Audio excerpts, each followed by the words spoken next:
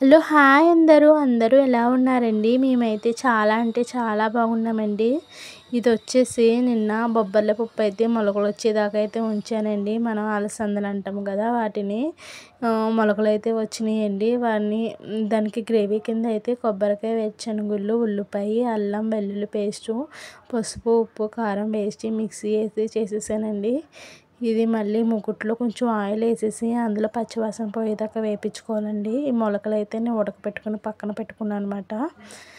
Gravy ready చేసుకునే లోపు ఇవి కూడా ఉడికిపోయినాయండి. పక్కన పెట్టేసుకుని గ్రేవీ పచ్చివాసన పోయేదాకా అయిపోయాక అందులో వాటర్ అయితే యాడ్ చేశానండి. ఎందుకంటే ముందు ఉడకపెట్టుకున్నాను కదండి, మరీ అంత ఎక్కువ వాటర్ అయితే పట్టదన్నమాట, త్వరగా అయిపోతుంది.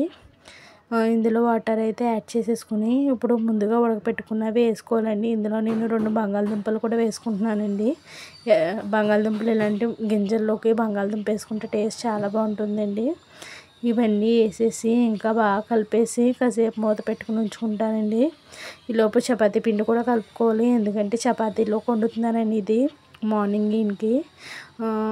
టేస్ట్ అయితే చాలా బాగుంటుందండి చపాతీలోకి. మన సైడ్ అయితే వండుతారు కానీ వెజిటేబుల్స్, ఇక్కడైతే ఎక్కువ ఇలాంటివి వండుతారండి.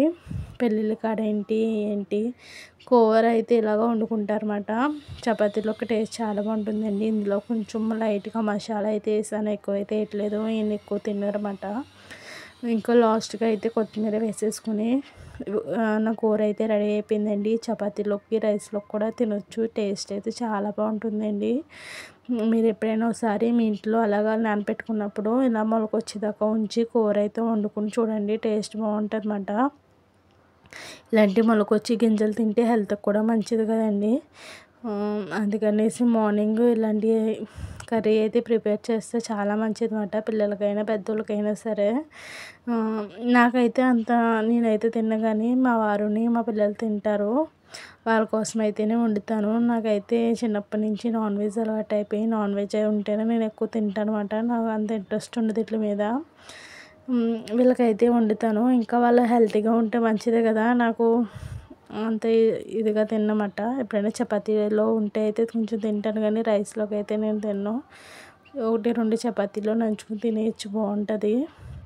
ఇంకా అయితే నేను స్కూల్ కాడికి వెళ్ళానండి. ఇంకో చూసారా, మెట్రో పక్కన అని చెప్పాను కదా, 2 ట్రైన్లు ఒకదాని తర్వాత ఒకటి వెళ్ళిపోతున్నాయి.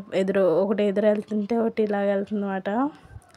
స్కూల్ బయట నుంచున్నామండి. స్కూల్ గేట్ అయితే ఇంకా ఓపెన్ చేయలేదు, టైం అయ్యాక ఓపెన్ చేస్తారన్నమాట. అదిగో చూసారా, గేట్ అయితే వేసేసి ఉన్నది.